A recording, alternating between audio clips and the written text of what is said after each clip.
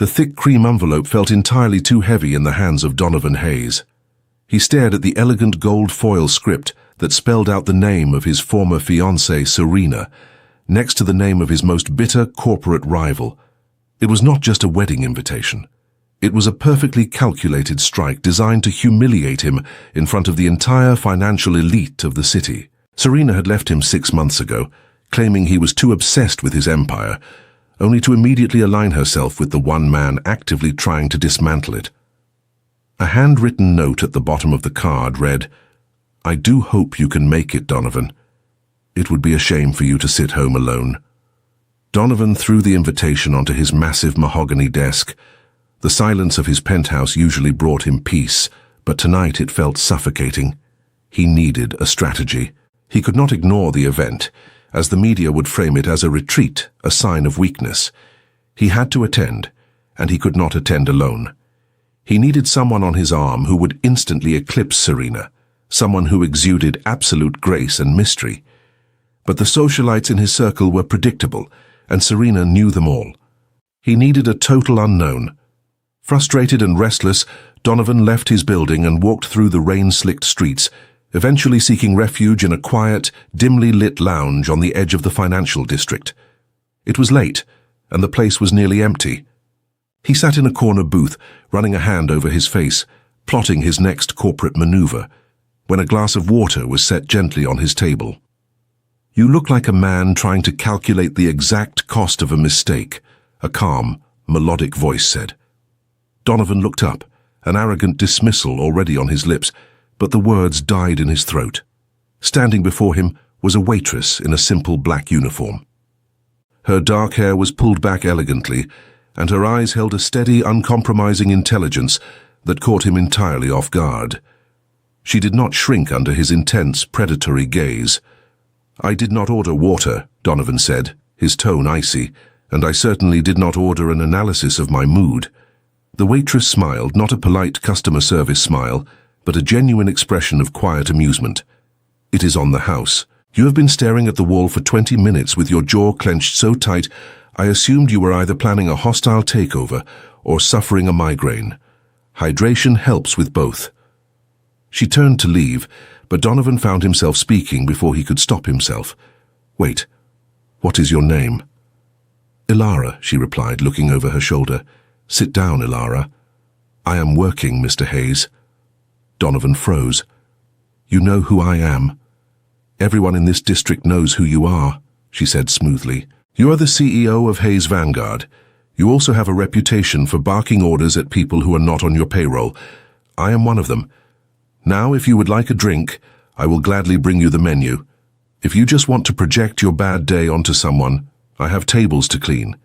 Donovan stared at her, utterly fascinated. No one spoke to him like that. Women in his world either flattered him for his wealth or feared his temper. Ilara did neither. She looked at his designer suit and his expensive watch with absolute indifference. In that moment, a reckless, brilliant idea took shape in his mind. "I will pay you $50,000 to be my date this weekend," Donovan said, his voice low and serious. Ilara did not gasp. She did not drop her tray. She simply looked at him, her expression unreadable. "I beg your pardon." "A wedding," Donovan explained, leaning forward. "My ex-fiancée is marrying a man I despise. The entire guest list is expecting me to show up alone, bitter and defeated. I need someone on my arm who will completely upend their expectations, someone beautiful, poised, and entirely unknown to their circle, someone who will leave them entirely speechless. You fit the description perfectly. 50,000, 2 days of your time. You wear what I buy you, you smile for the cameras, and we part ways on Sunday." Ilara looked at him for a long, silent moment. She noticed the desperate pride hiding behind his cold corporate armor. $50,000 was a life-changing sum for a waitress. It was exactly the amount she needed to finally secure the legal counsel required to clear her late father U.S. debts. But she would not let this billionaire think he could simply purchase her dignity. "I will do it," Ilara said quietly. "But on my terms. You do not buy my clothes, Donovan. I will choose my own dress from the budget you provide. You do not tell me when to speak or how to smile. I am your guest, not your employee. If you try to treat me like a prop, I will walk out in the middle of the ceremony and leave you looking like a fool. Do we have a deal?" Donovan felt a thrill of genuine respect. He extended his hand across the table. "We have a deal, Ilara." The next 3 days were a blur of preparation. Donovan sent a premium black car to pick Ilara up, offering the services of his personal styling team. True to her word, Ilara dismissed his stylists entirely. When Donovan checked the accounts, he noticed she had not spent a fortune on the latest flashy couture. Instead, she had sourced something entirely different. The evening of the wedding arrived. The venue was a sprawling historical estate outside the city, flooded with paparazzi, bright lights, and the wealthiest families in the country. Serena had ensured it was the social event of the year, a perfect stage for her triumph. Donovan stood by his limousine at the edge of the red carpet, adjusting his cuffs, feeling a rare knot of anxiety in his chest. Then, the door of the second car opened, and the air left his lungs. Ilara stepped out into the evening light. She was not wearing the heavy diamonds or the exaggerated attention-seeking gowns favored by the women in Serena U.S. Circle. She wore a breathtakingly elegant, vintage emerald green gown that draped perfectly across her frame. It was a masterpiece of subtle luxury, the kind of dress that did not shout for attention, but commanded it instantly. Her hair was styled in soft, classic waves, and she wore a single exquisite pearl necklace. She looked like old money, aristocratic and untouchable. "You look," Donovan started, struggling to find the word. "You look unbelievable." Ilara met his gaze, completely calm despite the flashes of cameras in the distance. "Should we go ruin a wedding, Mr. Hayes?" He offered her his arm, and she took it, her touch sending a strange electric jolt up his sleeve. As they walked toward the grand entrance, the murmurs began. Heads turned. Conversations stopped mid-sentence. The paparazzi, initially looking for a shot of the lonely, defeated Donovan Hayes, suddenly surged forward, frantically trying to capture the stunning woman on his arm. They stepped into the grand ballroom just as Serena and her new husband were greeting the most important guests. The heavy wooden doors closed behind Donovan and Ilara, sealing them inside the glittering room. The silence that swept through the hall was immediate and deafening. Hundreds of eyes locked onto them. Serena, wearing an extravagant white gown, turned around with a smug smile that instantly froze on her face. Her eyes widened, her champagne glass trembling slightly in her hand as she took in the sight of Donovan, looking powerful and entirely unbothered, standing beside a woman who possessed more grace in a single glance than Serena had cultivated in a lifetime. "Who is she?" whispered a prominent investor to Donovan us left. Donovan ignored the whispers. He led Ilara straight across the room, parting the sea of stunned billionaires straight toward the bride. Ilara moved with a fluid, relaxed confidence. She did not look at the crystal chandeliers or the expensive flower arrangements with the wide eyes of an outsider. She observed the room with the mild boredom of a queen inspecting her court. Donovan noted this with intense curiosity. No waitress should be this comfortable in a room full of sharks. "Serena," Donovan said, his voice carrying just enough to be heard by the surrounding elite. "Congratulations on the wedding. You look exactly as I expected." Serena U.S. jaw tightened. She forced a smile, her eyes darting fiercely to Ilara. "Donovan, I am so glad you could find the time. And who is your lovely guest? I do not believe we have ever crossed paths in our circles." Ilara smiled gently. The smile was perfectly polite, yet completely lethal. "It is a pleasure to meet you, Serena," she said, her voice smooth and refined. "Donovan has told me so much about your ambition. It is lovely to see it fully realized today." Serena flushed, recognizing the subtle insult. The surrounding guests shifted nervously. Donovan felt a rush of pure adrenaline. Ilara was not just surviving this environment, she was dominating it. As they walked away from the bride, moving toward the garden terrace, Donovan pulled Ilara slightly closer. "You are dangerous," he murmured. Where did a waitress learn to dismantle a socialite with a single sentence? Ilara looked out at the manicured gardens, her expression softening into something distant and shadowed. "You would be surprised, Donovan, what a person can learn when they lose everything they were supposed to have." The cool night air of the terrace offered a brief reprieve from the suffocating luxury of the ballroom. Donovan studied Ilara. She was staring out at the manicured hedges, her posture rigid. Before he could ask what she meant, the heavy glass doors slid open. Julian Vance, the groom and Donovan's fiercest competitor, stepped into the dim light. Julian wore a custom tuxedo and a smile that did not reach his eyes. "Donovan," Julian purred, swirling a glass of scotch. "I was shocked you actually showed up.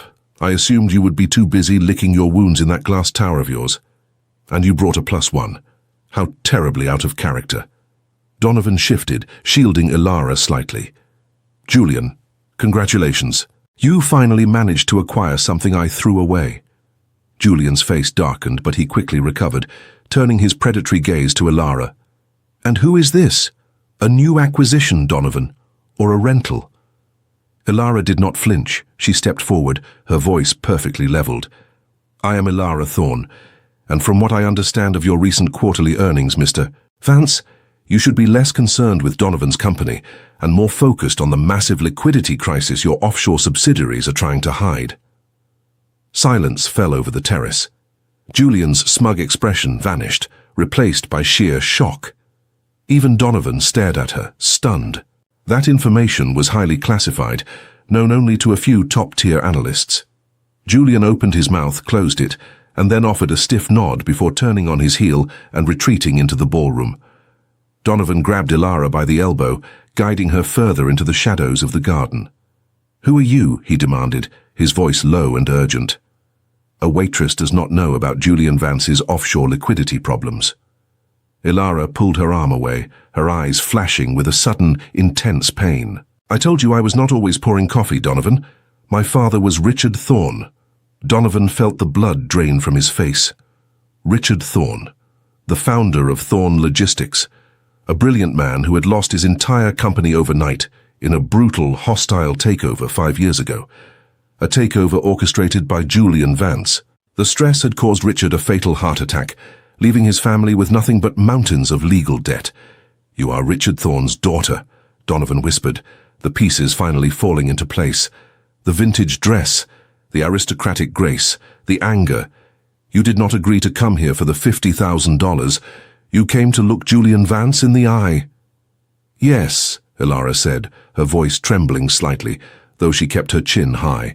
"The money will pay off the last of my father's debts. But I needed to see the man who destroyed my family celebrating his perfect life. I needed to know what a monster looks like when he thinks he has won." A heavy silence stretched between them. For the first time in his life, Donovan felt a deep, twisting shame about the world he inhabited. His wealth, his power, the ruthless games he played with Julian, it all suddenly felt entirely hollow when compared to the quiet, dignified grief of the woman standing in front of him. The dynamic between them shifted entirely. Ilara withdrew, building a wall of cold politeness. She attended the Sunday brunch the next morning, fulfilling her contractual obligation, but she barely looked at him. Donovan felt an unfamiliar ache in his chest. He did not want to be just another ruthless billionaire in her eyes. He tried to bridge the gap, not with extravagant gifts, which she would undoubtedly reject, but with quiet attention. When she came down to the estate gardens early the next morning, she found him waiting with a simple cup of black coffee, exactly how she took it at the diner. He cancelled his morning conference calls just to walk beside her in silence, offering his presence instead of his power. It was a small gesture, but he saw the tension in her shoulders soften slightly. However, the fragile peace was shattered before the weekend concluded. Julian Vance had spent the night digging into the guest list. He cornered Ilara in the grand hallway just as the guests were preparing to depart.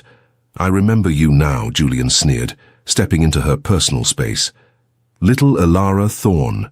Still playing dress-up, I see. I destroyed your father, and if you think hanging on the arm of Donovan Hayes gives you any leverage, you are deeply mistaken. If you ever mention my company's finances again, I will make sure you cannot even get a job washing dishes in this city." Ilara stood her ground, her fists clenched at her sides. "You are nothing but a thief in a tailored suit, Julian." Julian raised his hand, his face twisting with rage, stepping forward to intimidate her further. But before he could even take a breath, a heavy hand clamped onto his shoulder, spinning him around with terrifying force. Donovan gripped Julian by the shoulder, his fingers digging into the expensive fabric like a vice, and shoved him back against the heavy mahogany doors. The sudden violence of the movement sent a shockwave through the corridor, drawing the immediate attention of the departing guests. "Do not ever raise your hand to her," Donovan said, his voice dropping to a terrifying, deadly calm. "Or I will ensure you lose much more than your company today." Julian straightened his jacket, his face pale but twisted in a sneer. "You are bluffing, Hayes. You cannot touch my company, and you certainly cannot protect this ruined little girl." Donovan did not blink. He slowly reached into his breast pocket and pulled out his phone, checking the screen. "I do not bluff, Julian, and I did not just bring Ilara here to ruin your wedding photos. I brought her here to look you in the eye while my legal team handed over a complete dossier of your offshore fraud to the Securities and Exchange Commission, as well as to your own board of directors." Julian scoffed, trying to maintain his arrogant facade, but a bead of sweat rolled down his temple. "You have no proof." Right on cue, a synchronized symphony of chimes and vibrations echoed through the hallway. Every prominent investor, board member, and journalist in the vicinity pulled out their phones simultaneously. Gasps of shock rippled through the crowd. The financial news outlets had just broken the story. Julian Vance was under federal investigation for massive corporate embezzlement, and his stock was currently in a freefall. Serena pushed her way through the crowd, her perfect bridal face pale with panic, clutching her phone. "Julian," she whispered, her voice trembling with horror. "They are freezing the accounts. They are saying you are bankrupt. Tell me this is a lie." Julian looked around like a trapped animal, watching the very people who had toasted to his success mere hours ago, now turning their backs on him in disgust. Investors were already making frantic calls to dump their shares. He reached for Serena, but she recoiled from his touch, her eyes filled with cold, calculating regret. She had married him for his empire, and the empire was already ashes. Donovan turned his back on the crumbling groom. He offered his hand to Ilara. "Let us go home," he said softly. They walked out of the estate and into the cool morning air, leaving the chaos behind them. The ride back to the city was quiet, but the heavy tension from the past few days was completely gone. When the car finally pulled up to Ilara's modest apartment building, Donovan did not just open the door for her. He handed her a thick leather folder. "I transferred the $50,000 to your account this morning," Donovan said, his voice entirely devoid of its usual arrogance. "But that is not what is in the folder." Ilara opened it carefully.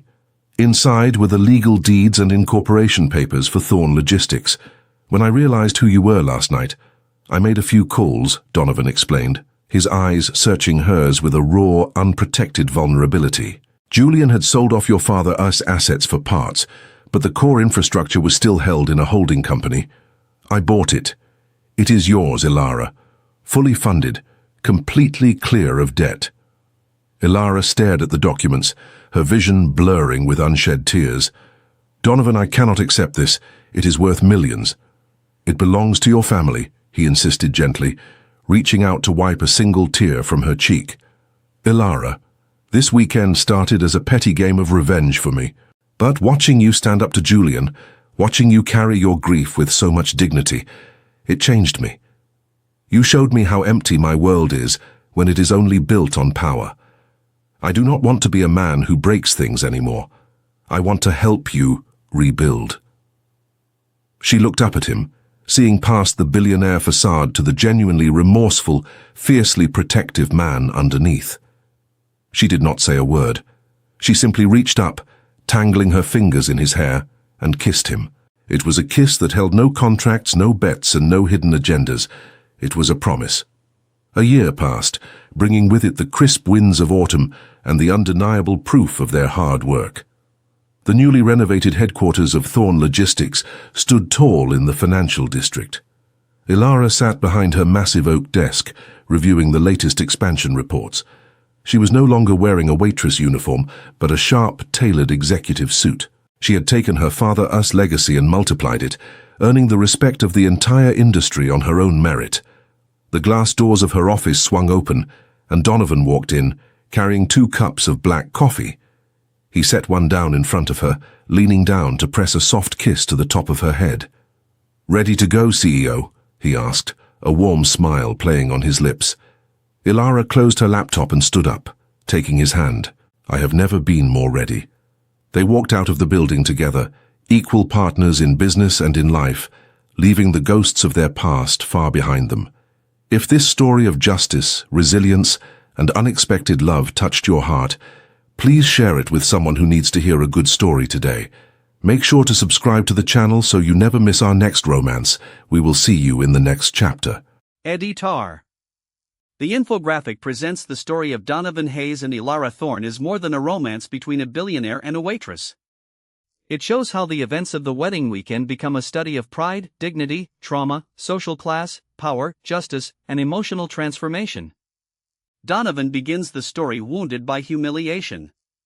His former fiancée Serena is marrying Julian Vance, his greatest corporate rival, and the invitation feels like a public challenge to his status. His decision to hire Ilara as his date is therefore not motivated by love. It is a defensive reaction from a man who believes that appearing powerful is the best way to protect himself from rejection. Ilara immediately changes that dynamic because she refuses to behave like something Donovan has purchased. Even though the money could solve serious financial problems caused by the collapse of her father's company, she establishes clear boundaries. She chooses her own dress, keeps her independence, and insists that she will be treated as a guest rather than an employee. This moment is important psychologically because it demonstrates that dignity is not determined by wealth.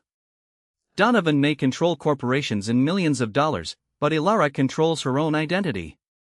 At the wedding, social class becomes one of the central themes. The guests assume that status can be recognized through money, clothing, connections, and family reputation. Ilara disrupts this belief. Her elegance, intelligence, and confidence make her appear completely comfortable among the wealthy elite. When her true identity is revealed, the audience learns that she was once part of a powerful family before Julian Vance destroyed her father's company. Her position as a waitress does not represent a lack of ability or worth. It represents the consequences of loss, injustice, and economic collapse. The story also explores hidden grief. Ilara's calm behavior conceals years of pain connected to her father's death and the destruction of his legacy. Her strength does not come from pretending that the trauma never happened. It comes from continuing to act with self-respect despite what happened to her. Julian represents the opposite form of power. He uses intimidation, financial manipulation, aggression, and fear. His behavior illustrates how dominance can sometimes hide insecurity and moral weakness. Donovan's transformation becomes the emotional center of the story. At first, he sees Ilara as part of a strategy to defeat Serena socially. Gradually, he begins to see her as a person whose courage forces him to question his own values. He stops trying to impress her with wealth and begins showing care through attention, respect, and protection. Their relationship moves from a contract to mutual respect, then to shared vulnerability, trust, and eventually an equal partnership. The exposure of Julian's financial crimes gives the story its theme of accountability. His downfall suggests that wealth and influence can create the appearance of invincibility, but they cannot permanently protect corruption from consequences. Serena also becomes part of this social critique because her loyalty is connected to status and financial security rather than genuine emotional commitment. By the end, the restoration of Thorne Logistics symbolizes more than financial recovery. It represents the restoration of Ilara's family legacy and her ability to rebuild a future on her own merit. Donovan does not become meaningful because he is a billionaire.